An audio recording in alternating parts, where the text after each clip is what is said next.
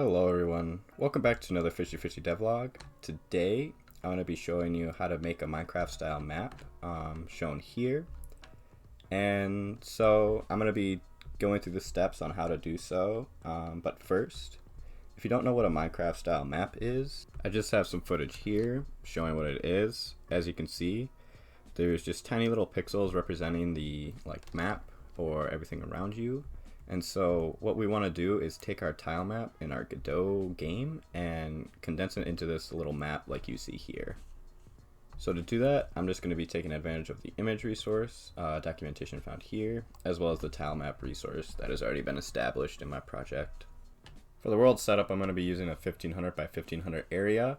So this island is not that big, probably 100 by maybe 100. So if you could imagine just 15 of these islands going in every direction. And so what we're going to be doing is taking each tile of this tile map, looking at the ID, and based off the ID, creating a pixel of the same color and putting it into a different image. And when we look at the tiles to check for IDs, we're only going to be looking at what the player can see, which is about a 50 wide by a 20 tall tile rectangle. Here to start, we just set up some image resources. I'm not going to cover this too much just because of time and it's really not that deep. We just create the images and set formats for them. So we're going to be looking at our main function, update map here, which just updates every time you press the M key, which is the map input. So first we start with our central tile, which is just where the player's position is. We send the player's position every time they click M, and then that gets sent here, and we make the central tile based off of that.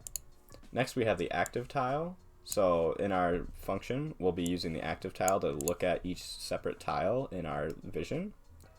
Next, we'll be looking at the active image tile. So which tile on the image or which pixel in the image we'll be using. And then we also have the ID and the color. So we look in these nested for loops right here and get the active tile based on the central tile plus whatever I is, and get the central tile Y plus whatever J is. So this way it'll go in kind of a rectangular fashion and get everything in our vision. Next we get the ID of the active tile, and we switch the active image tile based on the active tile. The plus 750 here is because it's 1500 by 1500. So if something is 0, 0 in the real world, it'll be 750, 750, or the middle of the map in this case. Then we check what the ID is, and based on if it's -1, meaning it doesn't exist, that means the ocean is there, so we're going to make it blue. And if it's 0, the ID is 0, it's a grass tile, so we make it green. I plan on adding more tiles later, but for now this will do. Next, we take the image that we've created and set the pixel of the active image tile to what color we just set it.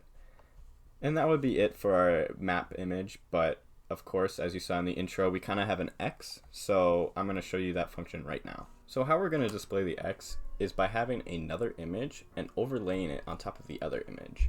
You'd think we would just put the X in the original image, but there comes to be troubles when you put the X in the original image and refresh the image, but the X is not in sight.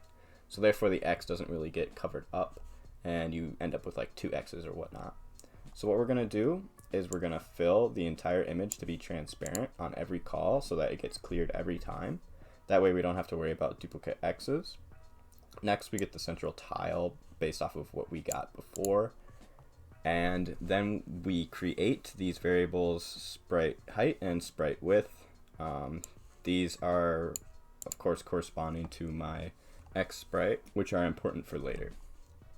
We then create this rectangle based on the sprite width and the sprite height. That's because we are going to put the sprite in this rectangle in this very long function called blitrect. And this is native to the image resource. So the first variable being player X, what image is going in here, what rectangle is it going into, and since we've already set it to sprite width and sprite height, it fits in perfectly. And then next, this very long variable right here is exactly where it's going to end up.